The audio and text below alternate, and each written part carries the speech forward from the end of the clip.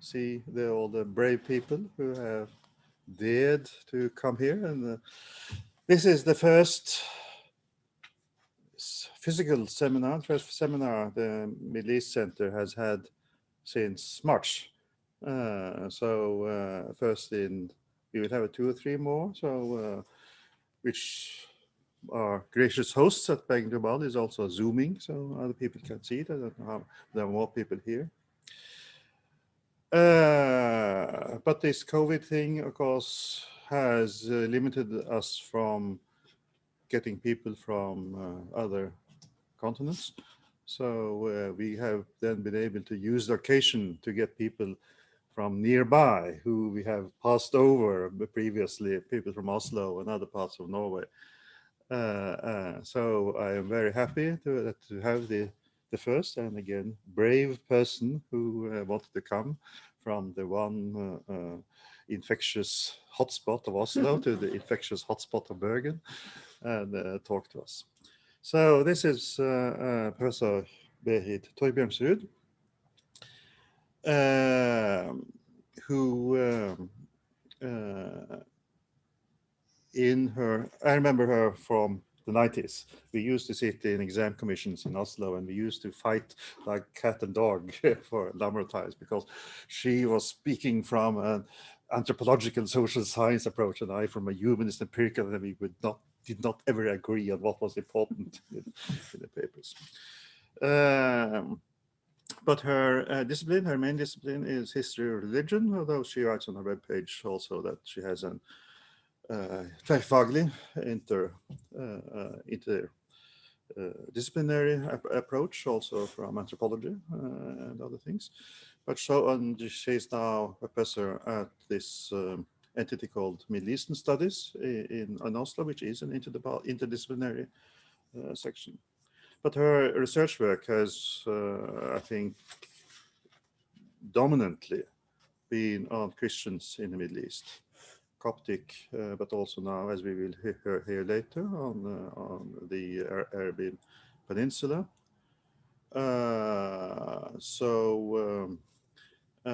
Which is also very interesting. We don't really have anybody here currently. Before we may be getting some now in Bergen who has taken this approach of religious minorities in the Middle East. So I'm very happy to introduce her and to give a talk about churches in the Arabian Gulf. Yeah, thank you very much.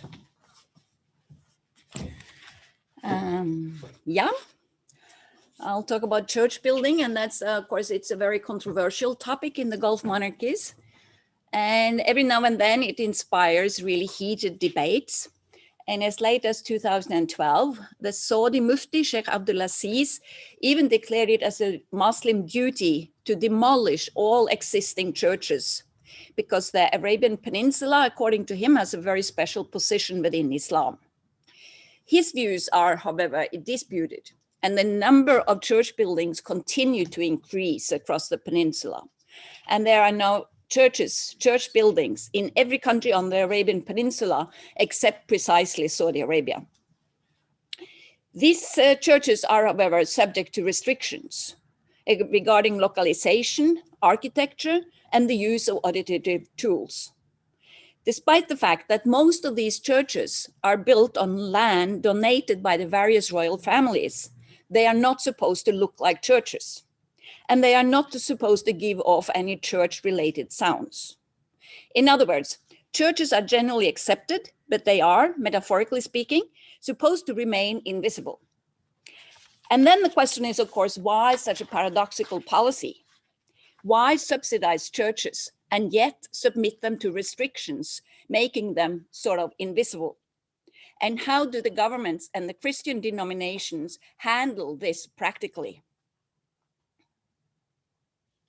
Over the course of a few decades, the Gulf monarchies have undergone a tremendous transformation. What was previously just small, dusty towns and hamlets are today huge, hyper-modern cities. Architecturally, they are almost unrecognizable. The demographic change is immense. The population has increased manifold, partly due to the extremely high number of labor migrants, which have turned citizens into small minorities in several of the states. And under such circumstances, it may, of course, be difficult for citizens to really develop their sense of belonging to a specific national community. And thus the various governments have intensified their efforts to construct national narratives based on acceptable interpretations of local history, traditions, way of life, and not the least religion. Through the use of specific symbols and so-called national dresses, conservation of heritage sites, and the construction of spectacular museums and mosques, governments attempt to make such narratives appear as real.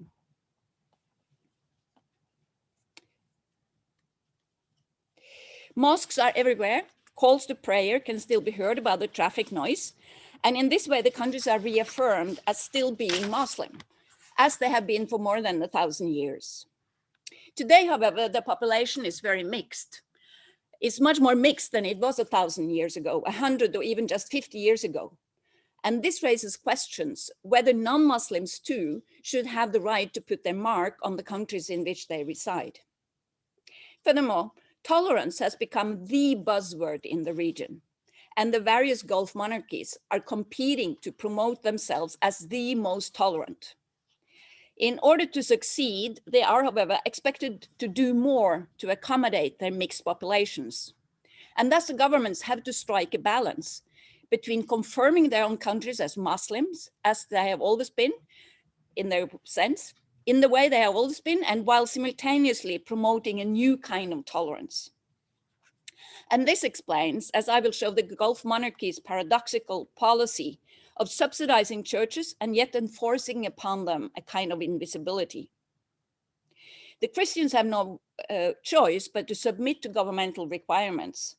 But as I'll demonstrate, they still find space for architectural and symbolic experimentations, which makes anonymous churches recognizable, at least to the Christians themselves, as sacred.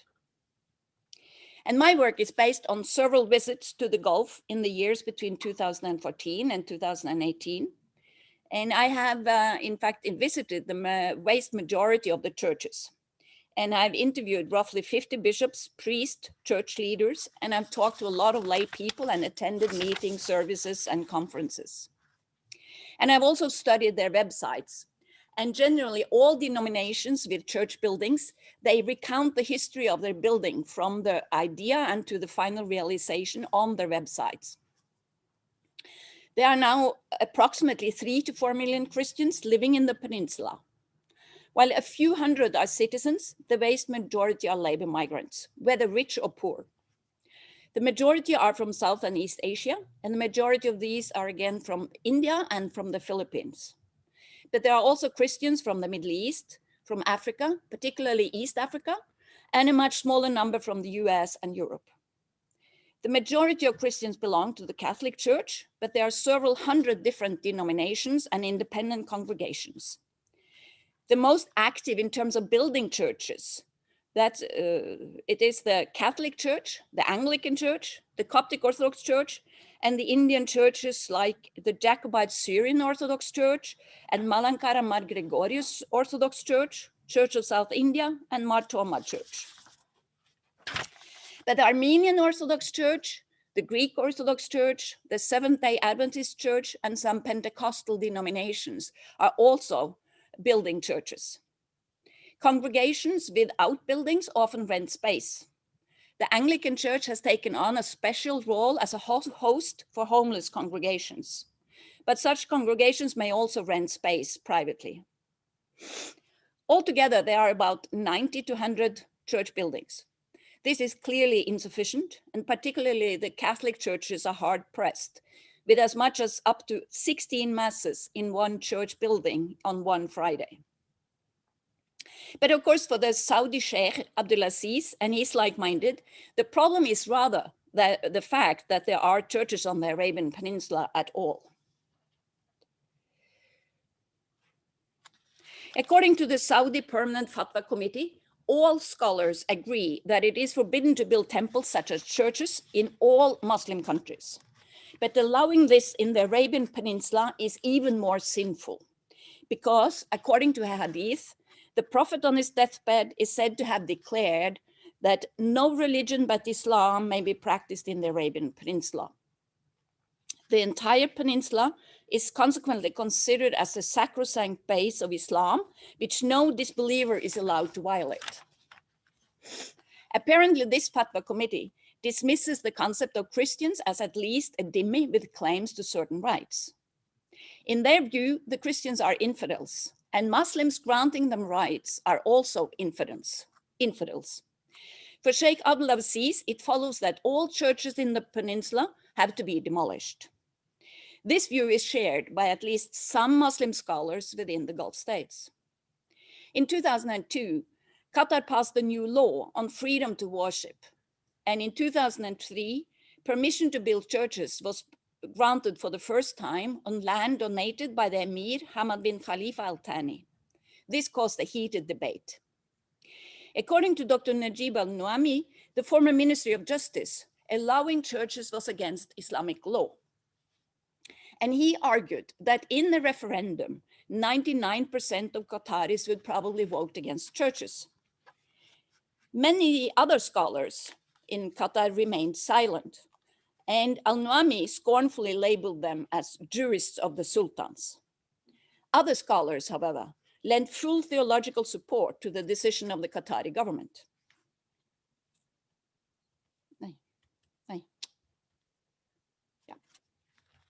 Sheikh Youssef Al-Qaradawi, the president of the International Union for Muslim Scholars, who resides in Qatar, he claimed that there is nothing wrong in building churches for Christian citizens if there is such a need, because their numbers have multiplied or because they lack a place to worship, as long as it is authorized.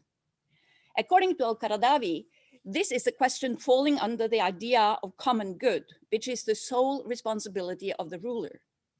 And he also referred to the idea of equal treatment and said that just like they allow Muslims in their countries to build mosques for prayers, Muslims must allow churches. In other words, it was up to the head of the state, in this case, the Emir of Qatar, to decide whether building churches would be beneficial to Qatari society. Sheikh Al-Qaradawi and Abdel Hamid Al-Ansari, professor and former dean of the Faculty of Islamic Law at Qatar University, also argued that the ban on churches was based on a geographical misunderstanding.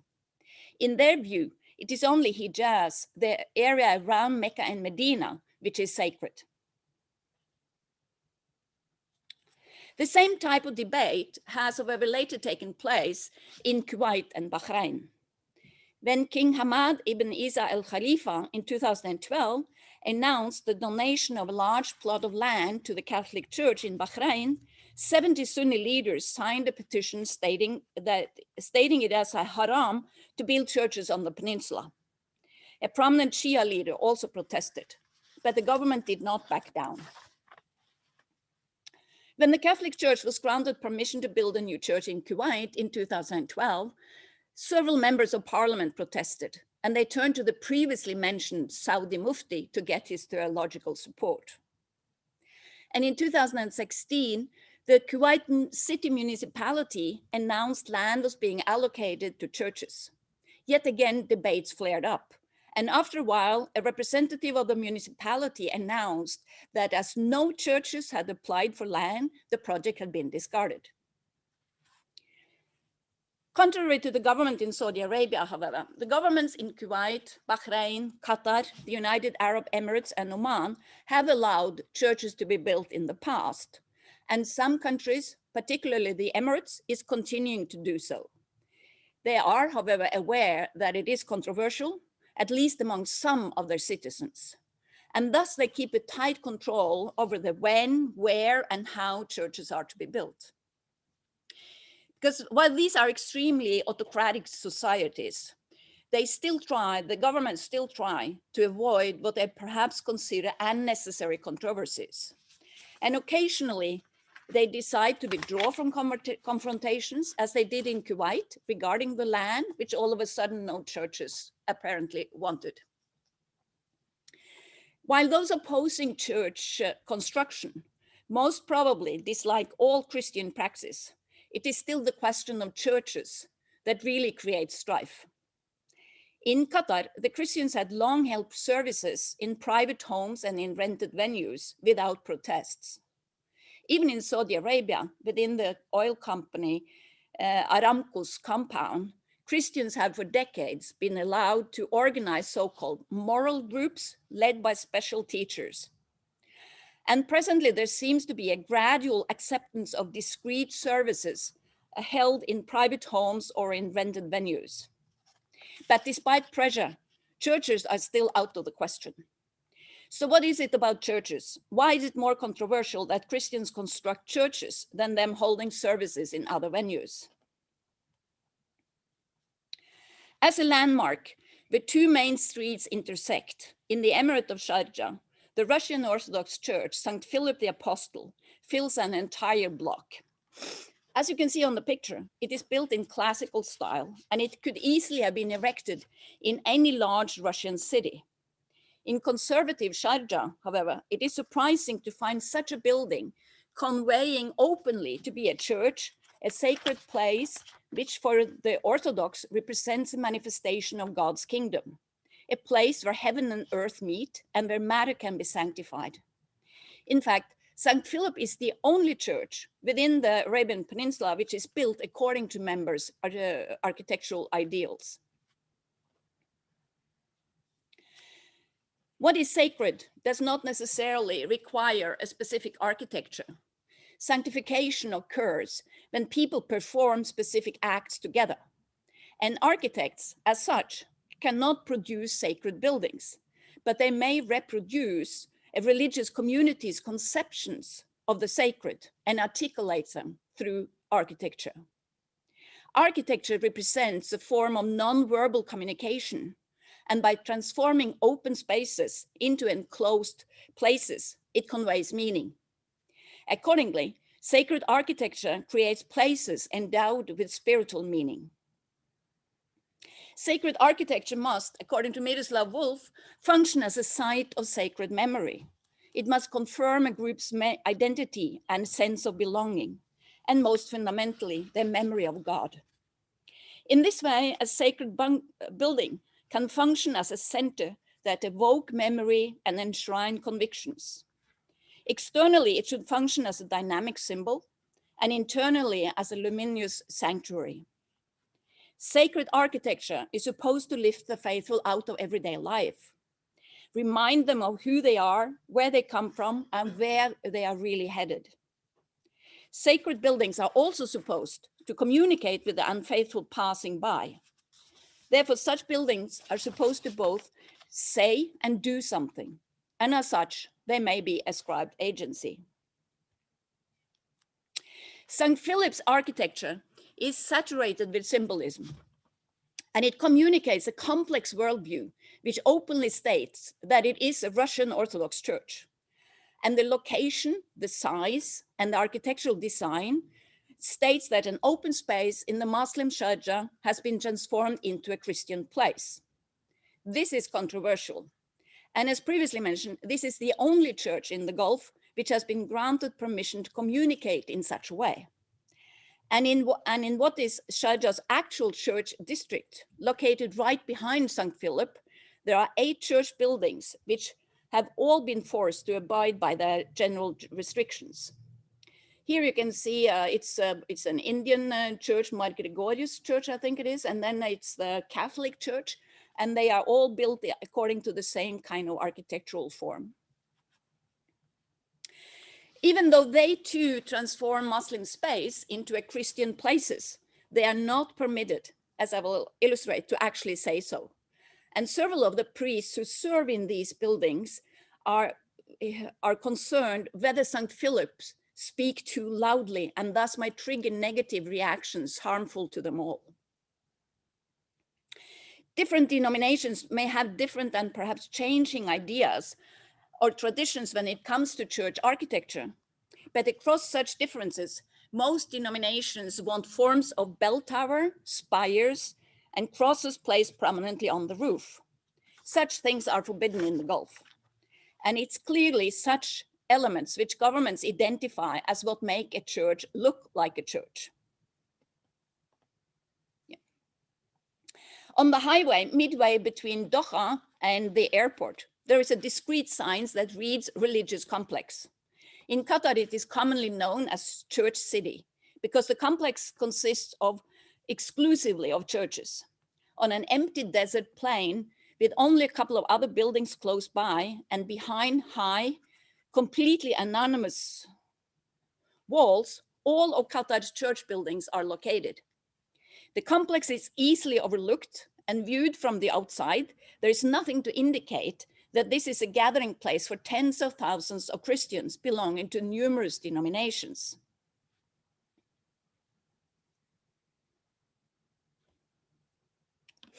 In Ras Al Khaimah Emirate, churches are built between the desert and a large industrial area, which again lies on the outskirts of Ras Al Khaimah city. On one side, there are large factories with tall pipes spewing out heavy smoke, and on the other side, the desert opens up.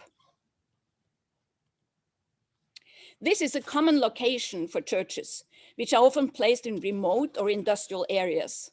But as these churches are often huge and monumental, borrowing architectural features from local public buildings, they may seem strangely out of place. But some of the older churches, which originally was also located in remote areas, have since been encircled by rapidly growing cities. And many of these are now in very central locations and placed on extremely valuable land, such as, for example, the Norwegian Seaman Church in Dubai. What is also common is for churches to receive land to share. Thus, most churches are either in Christian compounds or located in the same neighborhoods. Only in Kuwait, where Christians neither receive any land donation nor is allowed to buy land, is it different. As all of these churches, with the exception of those in Kuwait, are built on land donations, it is obviously the royal families who decide on the localization. And for the royals, it is naturally cheaper to donate land outside of central areas. But it is also likely that they consider it as an advantage that such churches remain out of sight for most of their citizens. Certain areas are clearly considered too sensitive, whether remote or not. In Oman, for instance, all church compounds are located on the coast and none in the interior. This probably has to do with the fact that the inland, which represents the heartland of Ibadi Islam, was not subjugated to the Sultan until the 1960s. And the relationship between the coast and the inland is still a sensitive topic. And according to the French scholar Marc Valéry, late Sultan Qaboos was always very careful not to alienate inner Oman. Christian leaders I've interviewed has also hinted at this being the reason why they are not permitted to build churches in, for example, the city of Nizwa. In Qatar, the wall that surrounds the church complex is, as I mentioned, completely anonymous. Even inside the complex, all roofs and walls are stripped of Christian symbols. There are only small signs by each church which states that these are in fact churches and what denominations they belong to. Qatar enforces the policy on invisibility more strictly than all the other Gulf states, probably because churches here is a very recent phenomenon. However, as I'll talk about later, even in this anonymous church complex, the Christians attempt by discreet means to mark the buildings as their sacred buildings. Yeah, this is the Coptic Orthodox Church. And when I ask people what they think it looks like, some have said like a railway station, for example, but this is the latest Coptic Orthodox Church. And this office building here is the Anglican Church, which is also the host to more than 100 different Christian denominations.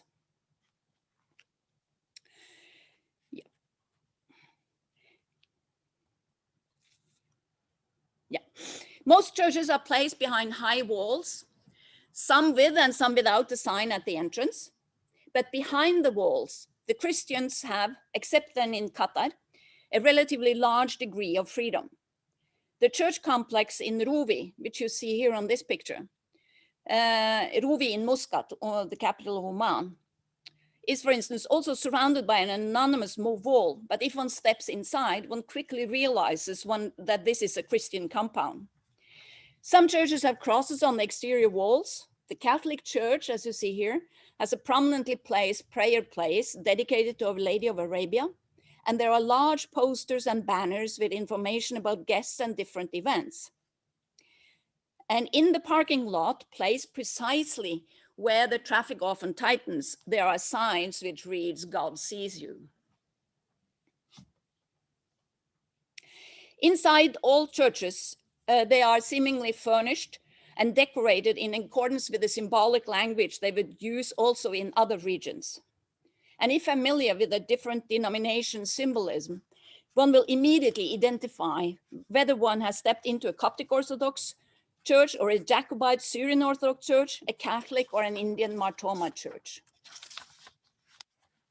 When questioned directly, the restrictions are said to be of little importance. Although some may admit that to missing the sound of, for instance, church bells, what they do emphasize when I ask them is rather their great pride in what they as a congregation have succeeded in creating through years and years of hard work. The Mar Thoma church in Ras El Khaimah, for instance, describe their church building as an oasis in the desert. Furthermore, some of the priests I've interviewed have presented theological interpretations adapted to their situation. In Sharjah, for instance, a Catholic priest dismissed the importance of the ban on spires, crosses on the roof, and the ringing of bells. For as he put it, today when we have both GPS and private watches, we no longer need spires to show the way to the church or bells to remind us of prayer times. And what the priests then always emphasize is that it is the people, the community of believers, which constitutes the real church. As such, buildings in whatever shape and form are of less importance. Still, different denominations demonstrated considerable creativity when it comes to bending, but never breaking the rules.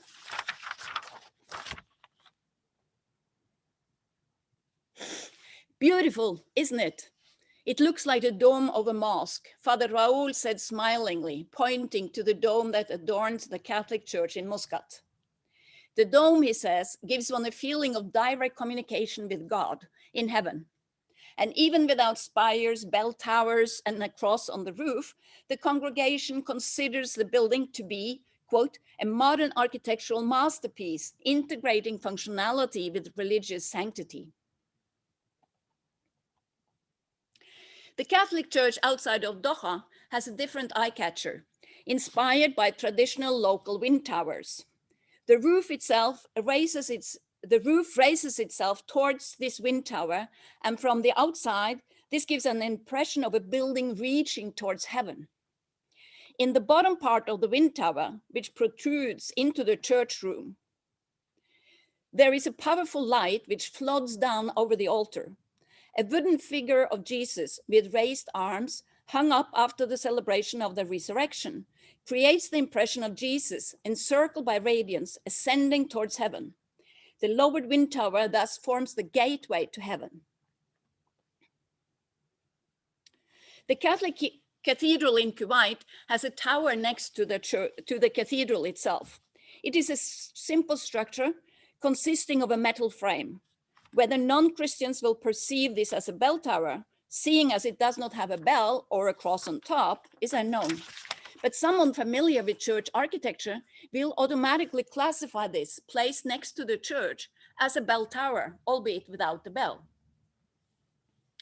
The Copts often build churches that are reminiscent of the Coptic Orthodox Cathedral in Cairo.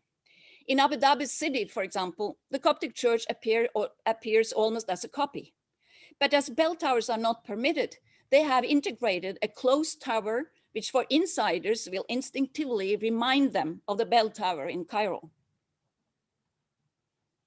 In the industrial district Musaffa, outside of Abu Dhabi city, the Armenians even have a bell tower placed directly on the church roof. And because it is open, it is very noticeable, even from the street, that there is a bell hanging there. The pendulum is, however, wrapped in plastic to prevent it from ever making any kind of sound. In Bahrain, The evangelical church has a clock that has become such a popular landmark known as Abu Sa, Father of Time, that when the building was renovated, there was a popular demand that the clock had to be put back in place. This church has a tall, flat, square front, reminiscent of a flattened church tower. Over the clock, a large cross is placed. So if you wish to check time, your eyes will invisibly also fall on the cross. Crosses on the roof are, as I mentioned, forbidden, but many have crosses on the exterior walls, highly visible from the streets. In Sharjah, the Anglican Church has a several meters tall blue cross placed on one of the walls. On another wall, the church's name is written in large letters in both English and in Arabic. In Jebel Ali, outside Dubai, the Bible Society has constructed the roofs of its buildings in such a way that it takes the form of a giant cross. This cross is only visible from above, but pictures taken from this angle clearly shows this.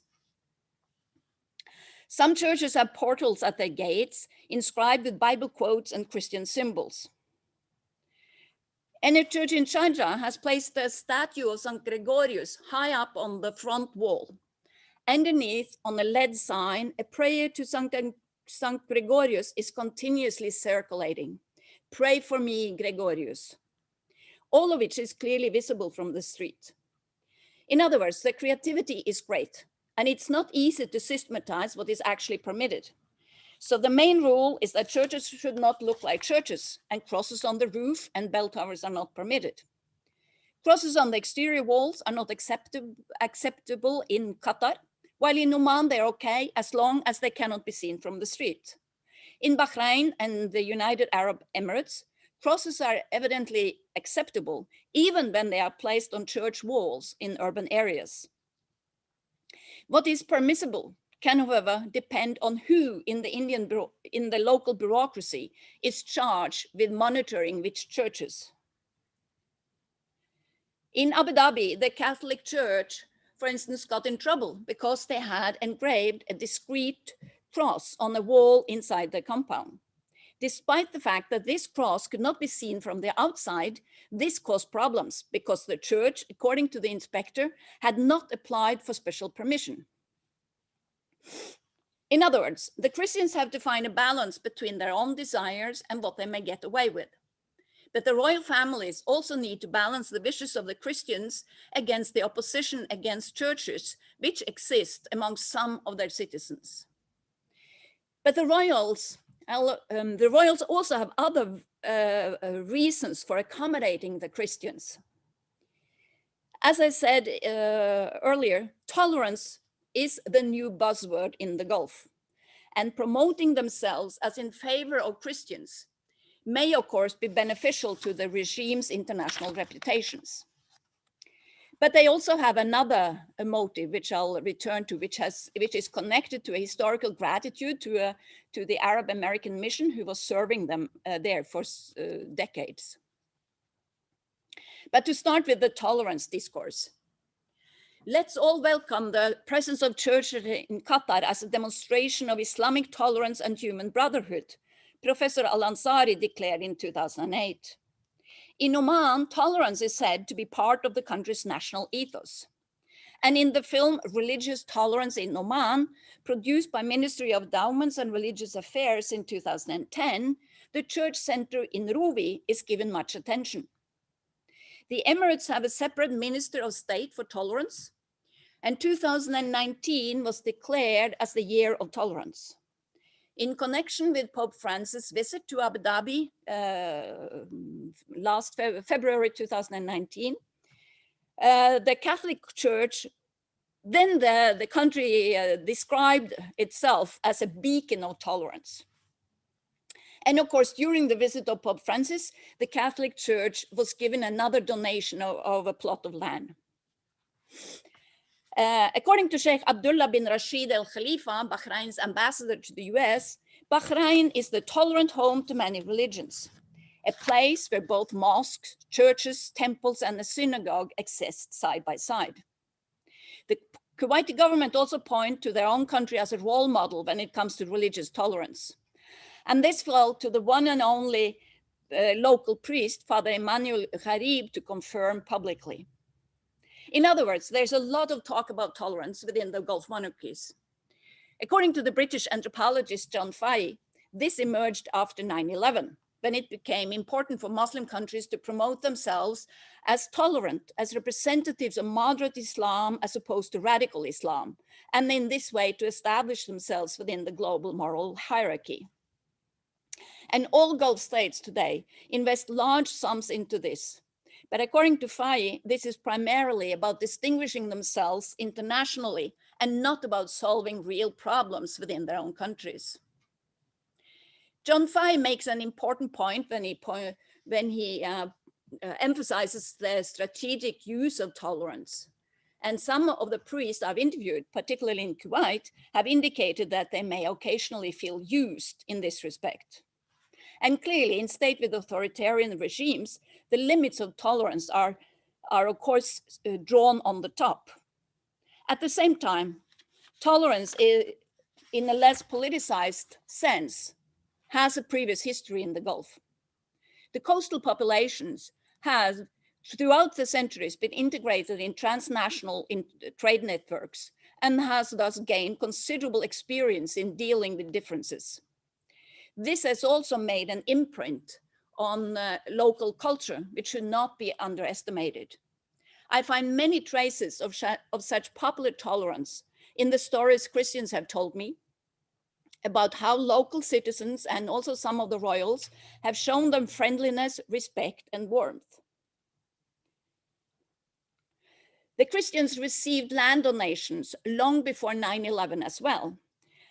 And it was common then, as it is now, for royals, even the top leaders, to attend consecration of new churches.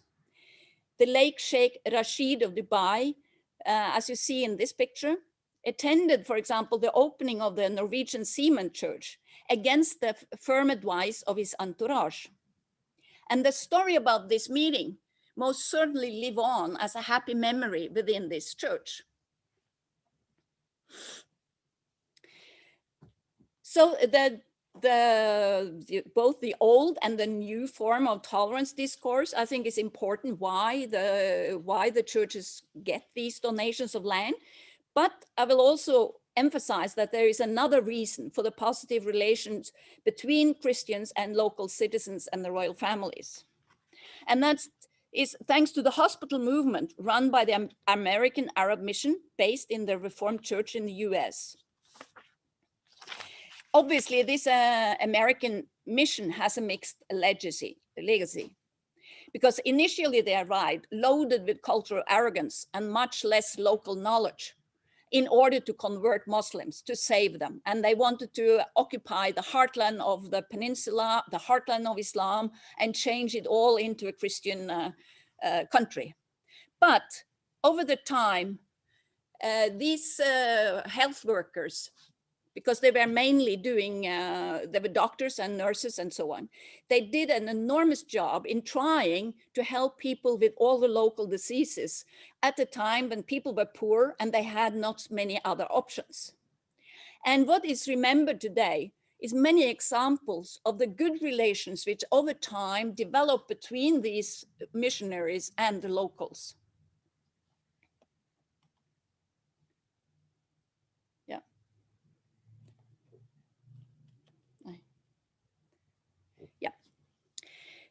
Let's face it, we wouldn't be here if it weren't for you, Crown Prince Mohammed bin Zayed stated when he visited Oasis Hospital, where he himself had been born.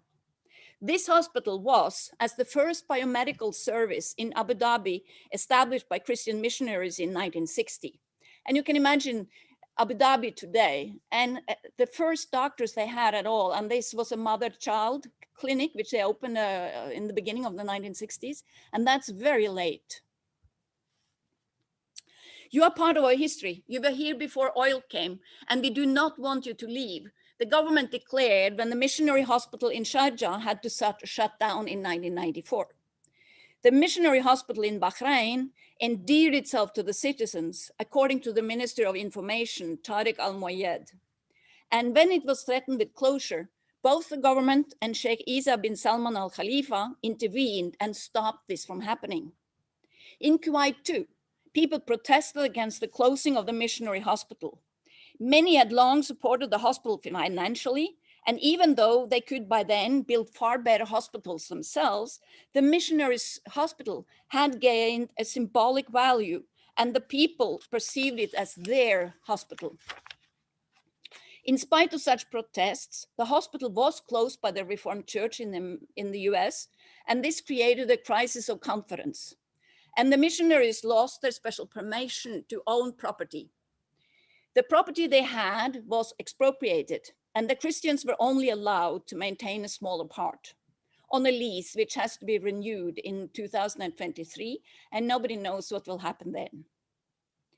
Andrew Thompson, an Anglican priest who for years has served in Kuwait and in Abu Dhabi, claims that the good relations that the church in the Emirates still benefits greatly from are largely thanks to the sacrifices of the hospital missionaries. This is also confirmed by Raymond Skinner, an Anglican priest who previously served in Oman. A number of priests I myself have interviewed have also referred to their early history and how it still positively impacts their working conditions. Their worry, however, is that this history will be lost when the new generation come into power who do not remember the time when they were poor and got some help from these missionaries. The Gulf monarchies have developed advanced welfare systems for their own citizens, while migrant workers themselves have to establish parallel institutions. The churches contribute a great deal, and this is also noticed by the government. Yeah, on the picture where you see late Sultan Qaboos, he is meeting a couple of these missionaries. And I think it was this couple because they, in gratitude of their long service, and they stayed on after Oman became independent and had more money to establish their own health system. This doctor, he was very important in developing the Omani health system. And so they got honorary citizenship and they got a house from Sultan Qaboos, and until their death, every New Year Eve, he would send a souper for their celebration in gratitude of the long years that they served the Omani people. Yeah, when the spiritual needs of people are met, they will be more happy at work, according to Catholic Bishop Paul Hinder. And he adds, the government considers churches to be one way to attract more foreign workers. And the priest told me, the church serves the country through looking after the Christians, spiritually and socially. And another said, Europeans cannot even imagine what the church means to people here. The churches are the only place where people can have a social life. And there is so much loneliness and sorrow among those who sacrifice themselves for their family and come here alone. In order to satisfy at least some of these needs, the churches run a number of different activities outside of the religious services. They organize groups for kids, youth, for women, also a few for elderly people, though there's certainly not many elderly labor migrants in the peninsula. They arrange talks, conferences, and social gatherings like parties, sports competitions, picnics, conferences, and so on. And there is a great emphasis on creating arenas where members can socialize and establish new networks. The congregations also organize help for members with special needs. Families with strained finances can receive support for the children's schooling. Persons with health issues can receive support for treatment.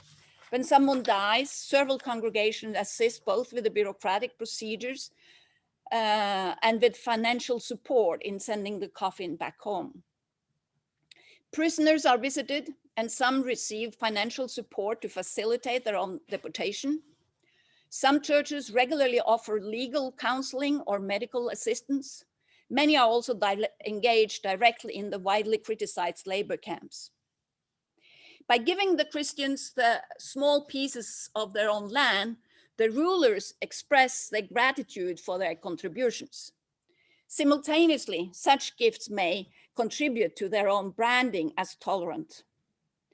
Consider that most of the churches are integrated in transnational networks. News of such gifts are also mediated internationally. And land donation are also often announced during high-ranking church leaders or politicians' visits, as when Pope Francis visited Abu Dhabi and the Catholic Church received a new plot of land. And then the media present, of course, immediately wrote about this and made it internationally known. My point then is that while such gifts may be part of a branding strategy, this is not the only motives. And for the local Christians, another plot of land is always important, no matter what the motives of the royals are. As much as most pointed out, within every gift, there is an unspoken demand for something in return. And the Christians show their gratitude through spreading the word about the gifts they receive. In every church buildings, the history of such gifts are found engraved on commemorative plaques placed prominently by the entrance. In text, for example, on the websites and in conversations, Christians are careful to highlight their own gratitude for the royal family's generosity. This may be compared to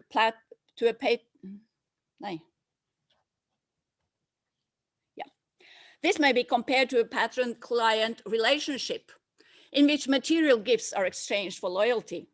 And the Christian leaders are therefore most careful when it comes to criticizing them. On the contrary, some of the most well-known church leaders, particularly from Western countries, may in a sense participate in the promotion of different Gulf monarchies' reputations, sometimes because they are asked to do so, at other times because they choose to do so. They are clearly concerned to convey the unknown story that it is in fact possible to be Christian in the Gulf to people outside. And for some, this is also part of an effort to combat what they perceive as a growing Islamophobia in the West. When royals ask them to attend international meetings on their behalf, I suppose it would be very difficult to say no. But I do also suppose that what such Christian leaders do must be understood as part of their strategies to gain more space for local Christians.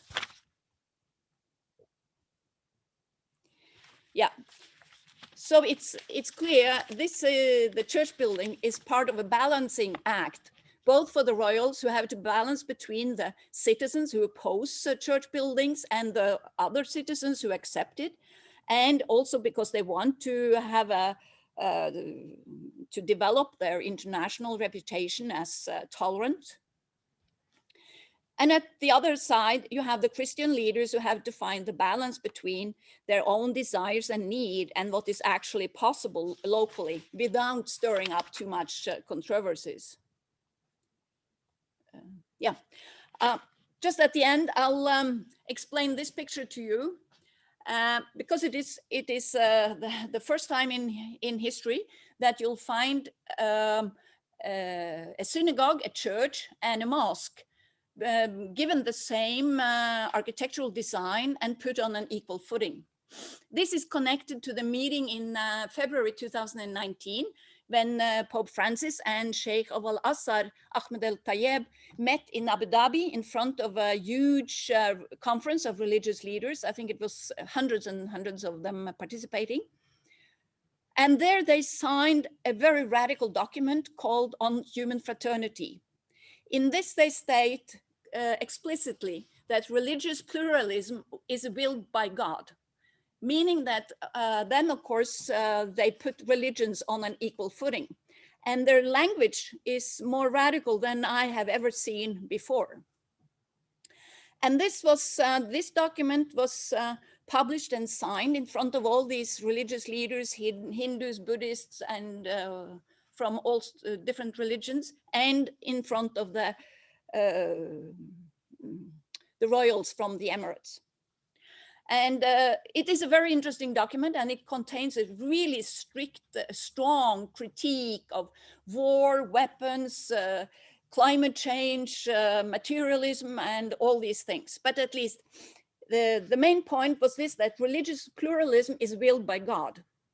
And the government in the Emirates decided immediately that this document shall be put into their education system and should be taught in Emirati schools. And there's one thing for autocratic leaders, they might make quick decisions, and it didn't take long before they decided to build this, the Abrahamic house of fraternity. And they had, within no time, they had an architectural competition, and there was a British architect who won. And this will be built in Abu Dhabi. And it will be an educational center. And it will be, and here you see these, the synagogue, the church, and the mosque, they have exactly the same external architecture. So they are put on an equal footing. But inside, they are built according to the different religions' needs. And when you stand in the middle, in the garden here, then you can look into each of the three sacred buildings. And they have their prayer direction is according, I mean, the synagogue is towards Jerusalem, the mosque is towards Mecca, and the church is towards the east. So this is the new thing that the Emirati government is trying. And of course, you can see here it's a strong strategic thing. I mean, to be the first in the world to build something like that. But on the other hand, it's also important to continue to study what kind of importance will this have locally. Will it have an importance? How will citizens react to this, that you are putting these three Abrahamic religions on an equal footing? So it will be interesting to see, but it's just part of what is the new kind of tolerance discourse, but a tolerance discourse which might also have some effects on the ground. So we'll see. It will open in 2023. And as autocratic leaders with a lot of money, they probably will open in 2023 too. Okay, thank you.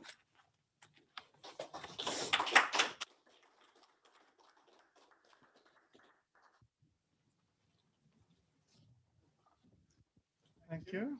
And then we can zoom now.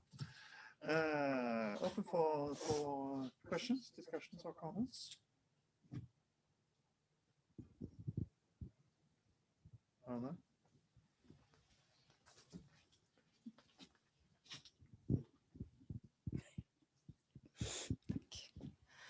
Thank you so much for this really, really, really interesting presentation. I actually went once to the Norwegian Seamen's mission in Dubai, so that's my only knowledge about it. But I was just wondering, and I was reminded because we recently had a PhD student here who is not here right now, who wrote about Egyptians in Qatar. Oh yeah, Marit. Yeah, exactly. Like middle-class Egyptians, and you could of course say the same about Palestinians, Lebanese, and so on. I wonder if you see any difference between the Arab Christians and the Filipinos and Indians and so on. It goes more to the language of the ritual language and the symbolism and the language displayed on church buildings, or the rhetoric used by leaders who use Arabic and those who don't.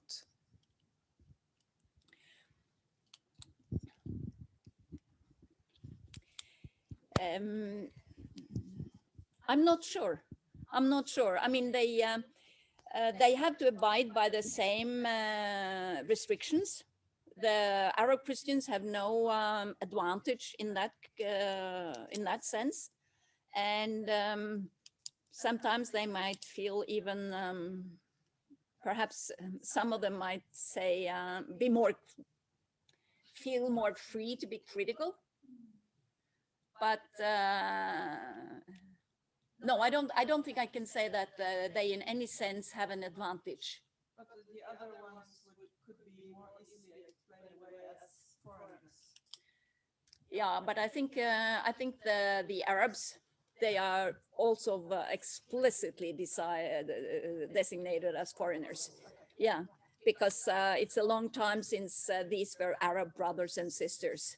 So I don't think they feel, you know, there might always be occasions when there might be an advantage that they share the language and they have some kind of cultural and political affinities and so on.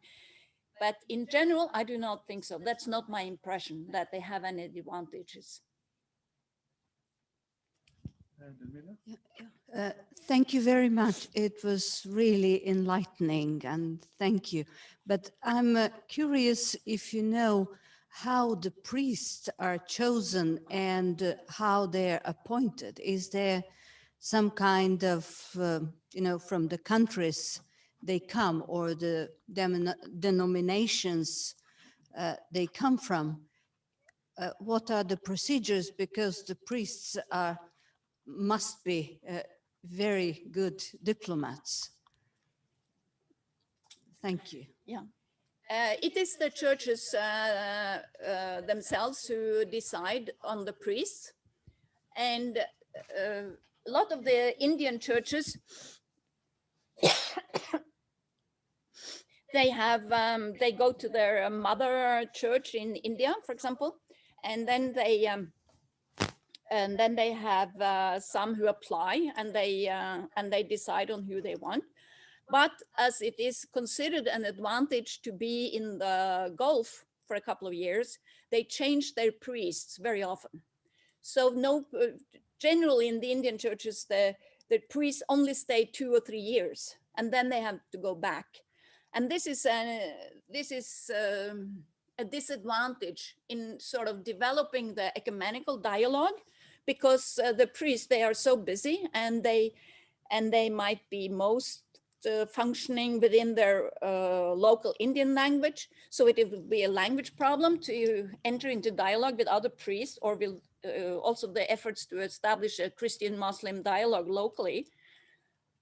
And they simply do not have the time to develop local competence. And I think that's why the Anglican priests who are staying much longer, some of them stay 10, 20 years. So they are the ones who are developing this kind of local competence and who get the best sort of relationships into the local bureaucracies. And also the Catholic Church, they usually keep the same priest, but they might send them around to different churches in the Gulf. So it is a different, but it's always the churches themselves who decide on their priests. And they have to come on a special visa, so they have to be accepted by the local government, but that is rarely a problem. But if these priests will voice openly, publicly, a criticism of the authorities, then their visa might be cancelled. But so far, I've only heard about one priest. He had to leave. But it is a problem with that so many of the priests are coming and going, because they are trying to create this ecumenical dialogue among the churches, which is difficult, and the efforts to the Christian-Muslim dialogue is also suffering from this. Yeah, I have two questions. The first one is this targeted tolerance towards Christians and maybe other religions that are not from the book might be receiving a different treatment, and kind of how this tolerance is being applied?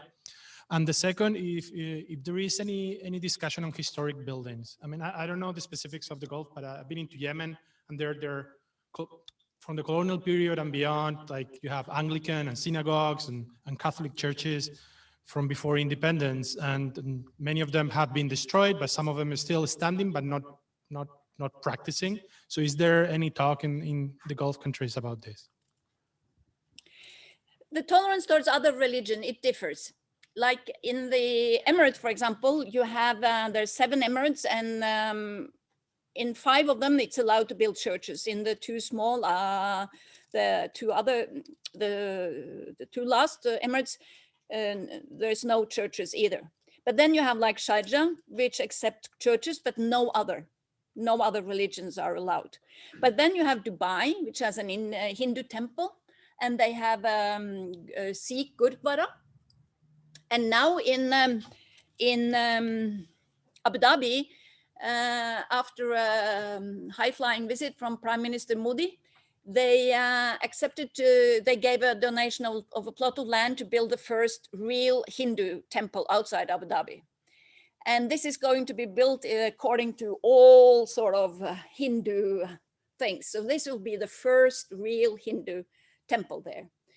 And this created controversies because according to some citizens then, I mean, one thing was Abrahamic religion, but these, and there was one well-known TV imam, he protested this publicly, and then of course he was removed from the TV program immediately.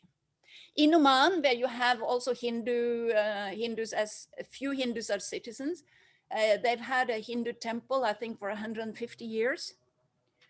And in Bahrain, you have a Hindu temple and you have a synagogue. And of course, in Abu Dhabi, now with the peace treaty with Israel, last year they also and publicly announced that there was no meeting place for Jews in Abu Dhabi. This had probably been there before, but that they said it publicly is, of course, a new development and most probably connected to this peace treaty. So there, it differs between the states. It is that clearly the Christians are in have been at an advantage in building, but it seems also that they have been much more active. I do not know exactly why, but they have been much more active in building churches. And what you said about Yemen, yeah, you have the, I'm not sure what you asked me really. We are talking about architecture. Yeah. There were 16 buildings before, and some of them are still standing. Yeah, yeah.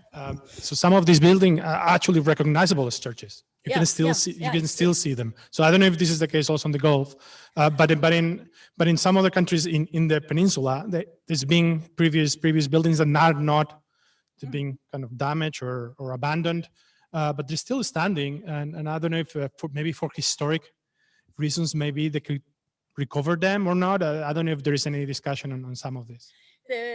Like the churches in Yemen, they very much want to maintain them, and it is Yemen belonged to the Southern Vicariate of the Catholic Church, so it's under Bishop Paul Hinder. And of course, they had this terrible thing with the priests, the terrorist attack on the old people's home in what's it called, the southern city in Yemen? Aden, yeah.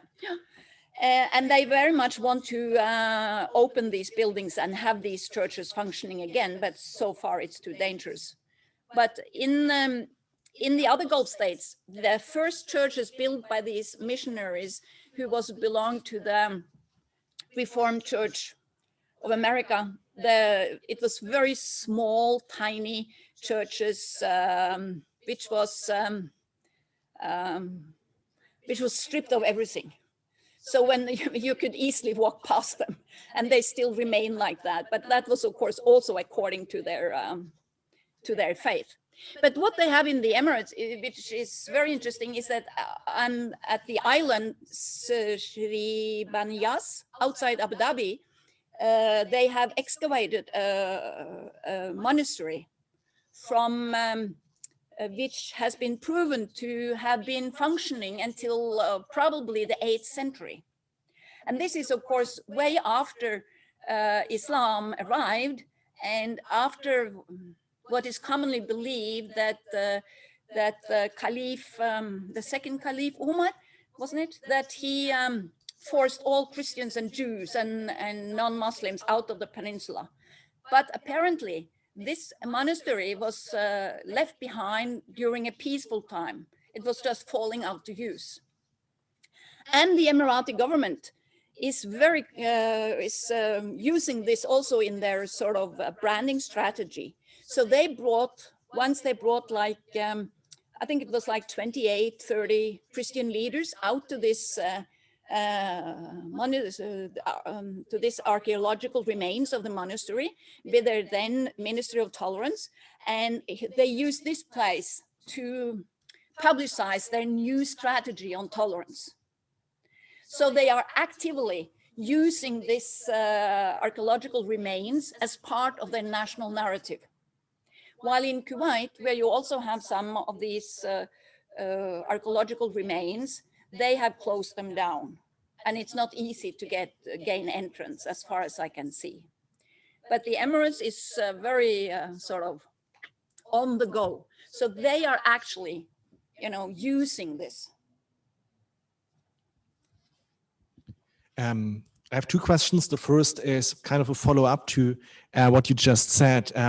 Is the figure of Omar and the legal rulings that are attributed to him in medieval Islam actually appearing in the discourse on any side? Are like people who are against churches on the Arabian Peninsula invoking Omar, or modern leaders in the Gulf engaging with this tradition in any way?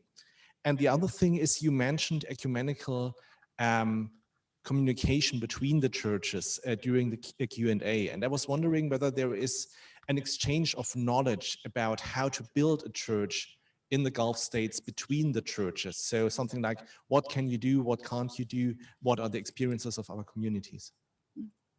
To start with the last one first, the Christians have the last few years, they have established what is called the Gulf Christian Network, I think it is.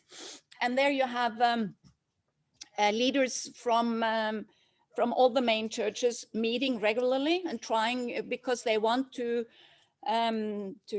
increase to develop a stronger common platform vis-a-vis the different authorities.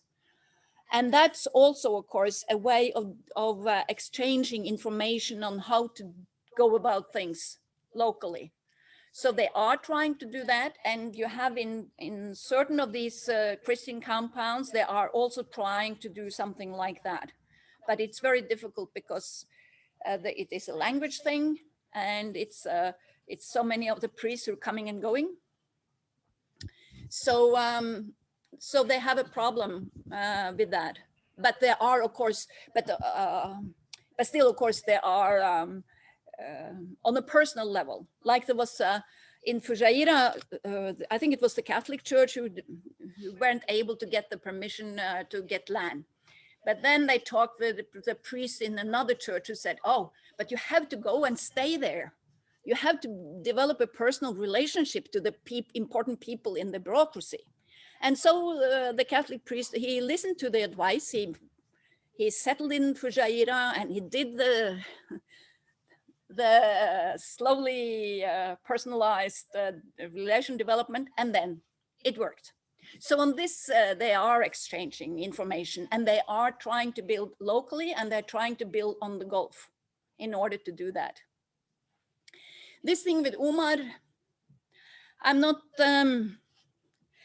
what I've seen from those who oppose Christian, the building of churches, what I have seen, they refer to the Hadith of Muhammad. If they, but I haven't seen the thing with Umar. And the royals, they seem mainly to avoid it completely. I mean, even the Emirati government, when they use this archaeological remains of the monastery at Sir Baniyas, they do not seem to refer at all to that this is actually challenging an important part of the Islamic history. They don't talk about it at all, as far as I've seen. What they talk about then is that you can see it is ingrained in the Emirati population to be tolerant, because we were tolerant already in the 8th century. So it's our DNA. That's what they focus on. They don't talk about this as a dilemma or Islamic history, as far as I've seen. It's kind of implied, because that's behind all this is bell towers and such. That builds on the roots of Omar. Right? Mm-hmm. Alexander? It seems that the flourishing of Christianity on the Arabian Peninsula and the building of churches is very much dependent on a happy marriage between the autocratic rulers and Christian churches. So I would like to ask, does this also represent popular views? So what is the range of popular views on the Arabian Peninsula, from being diehard against Christian presence, but are there also popular views in favor or positive towards Christian presence? Mhm. It is, of course, impossible to really know how many of the citizens, the locals, are in favor or against, because you cannot do that kind of study. The royals would not like you to do that. But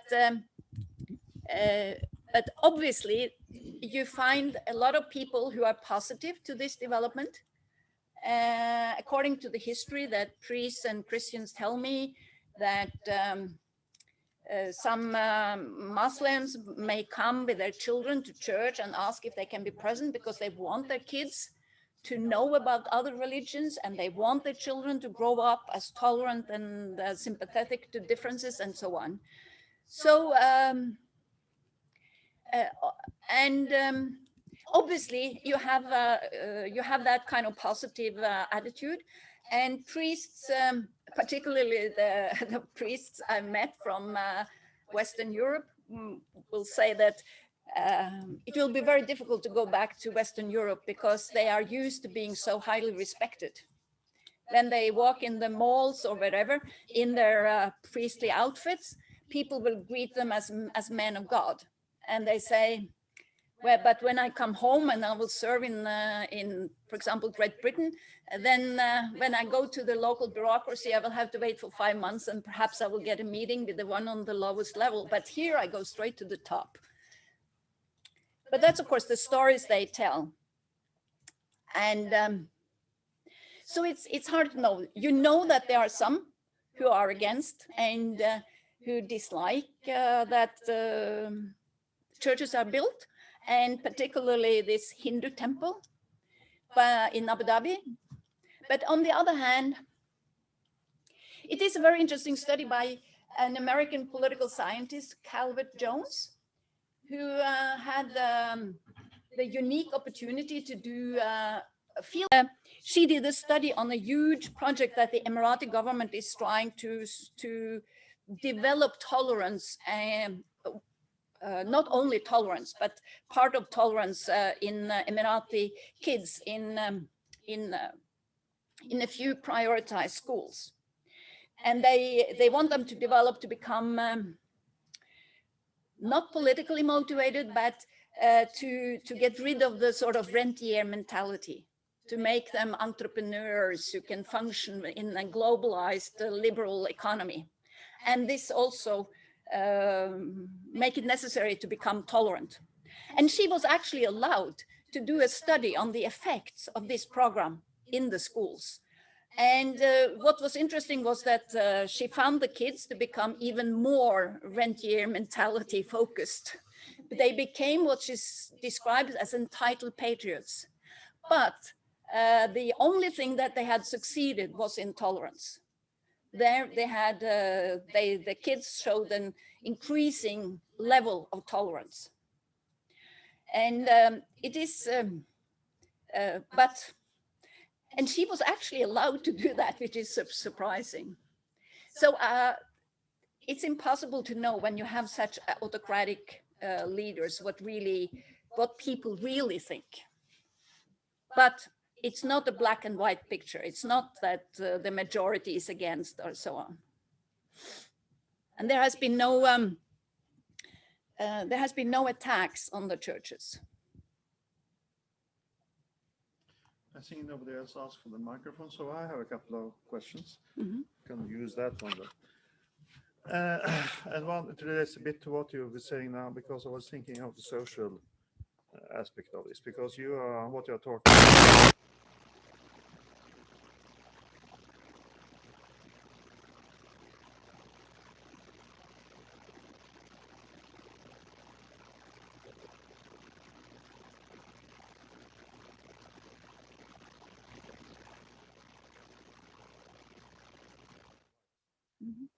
But of course, guest workers who go to the churches, presumably, they are not.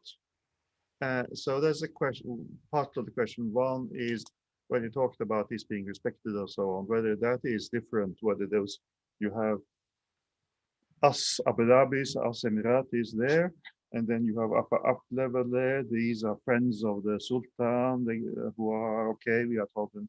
And then you have all the Filipinos or whatever who are down there. So that is one part of it. The other is on the in the Islamic side, the same kind of guest workers who come from Muslim areas. How do they relate to the mosques? Are they allowed, for instance, that like they would be here, to have Urdu-speaking mosques for the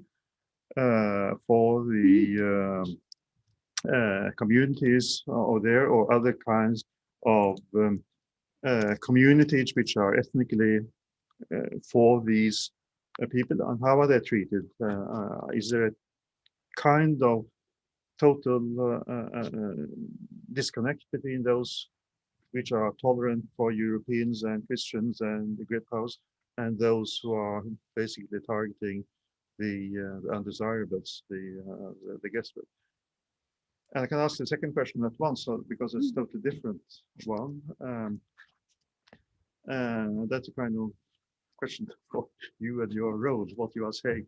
Because when you talked about Kardawi, and you said that his argument was that we must allow churches here, because over there in Europe, they allow mosques. Now, this is of course a thing, because there is a criticism in this country and elsewhere that we should not allow these rich people or whatever from the Gulf to come here and fund our mosques built here before they allow Christians to build mosques, churches, and so on.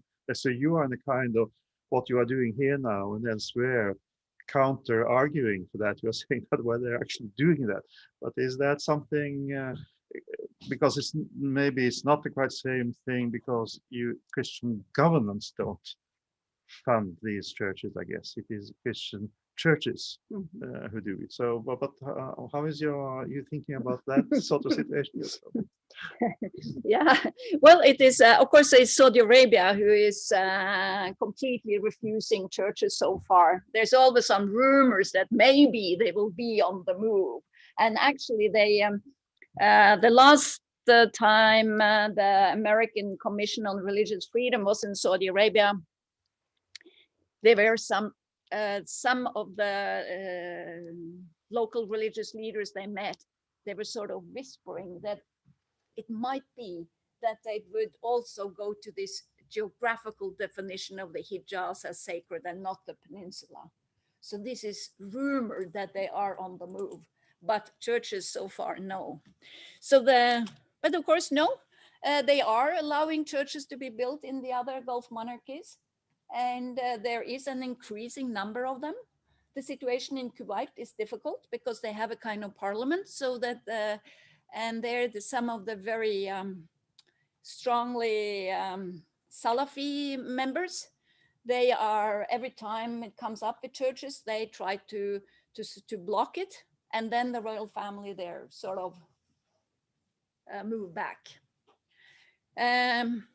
No, but otherwise it is, they are actually, and they are giving the land for free. Everywhere but Kuwait, they get the land for free. And in some of the states, electricity and water is also subsidized. They get it for free. They get the bills, but they don't have to pay them. So they are actually subsidized by Muslim governments. When it comes to Urdu-speaking mosques and so on, the mosques are generally much more controlled than the churches, in the respect that, for example, in the Emirates, every Friday sermon is decided in the Ministry of Religion. It's only the top level imams who may have some kind of influence on their sermons. So this is, these are strict lines, what is to be said in the mosque and so on. So I think it would be completely impossible to have like a mosque with an Urdu speaking imam who can decide on what to share with his congregation. I don't think that's not done. The sermons in the churches, this is not controlled by the government, but of course the priests know the red lines, so they will take care not to cross the red lines, but they decide themselves, while the imams, no, they cannot. Does that? Yeah, but the attitude towards Christians who are, I assume there are a number of Filipinos particularly, who are working as guest workers. So whether they are given the same kind of respect as the Europeans are, or whether there is some kind of social thing about how you relate to the congregation members in society. It is, of course, there is a very ethnically stratified societies in the different Gulf states, but the priests, but the Christians, I mean, they, and those who are establishing the churches and running the churches, that's of course the middle class migrants, middle class, upper middle class, or the upper class, like this Russian church, which was built completely outside all restrictions. This was of course financed by a Ukrainian billionaire. And it's rumored that there was also some talk with Putin and this Sheikh Sultan in Sharjah, which sort of made it okay. They went straight to Sheikh Sultan and asked, and he said, yeah, okay. And then it was allowed. Nobody else allowed. I have never heard like Filipino priests complain about being exposed to this kind of racism, which is abundant. Or Indian priests. Then it would go more for like their priestly attire, garments that they would talk about, that they receive respect. But of course, it is very often the Anglican priests from Great Britain who talk about it because they know what they will come back to.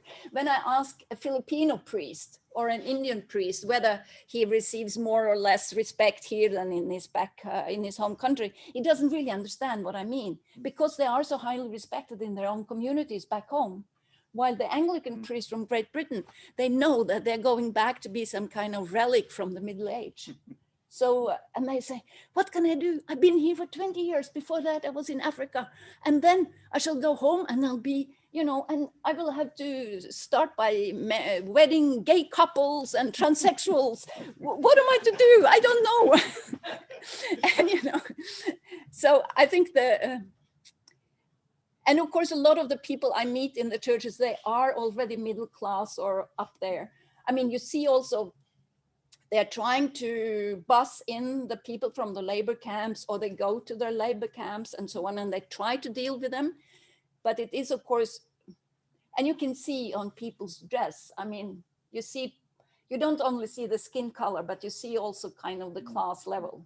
So this works together to sort of soften the situation for well-off Filipinos or from Kerala. Yeah.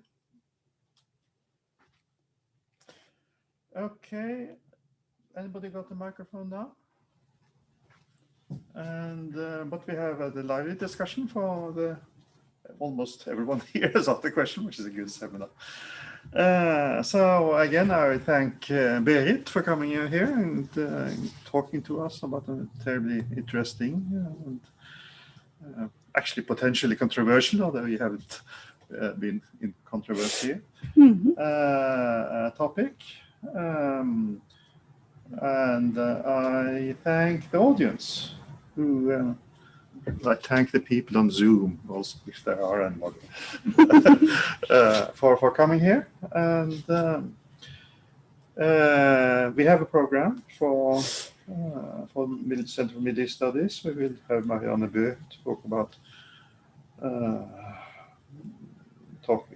I don't actually know what she's going to talk about. Presumably she's talking about Muslims in Norway, because that's the thing.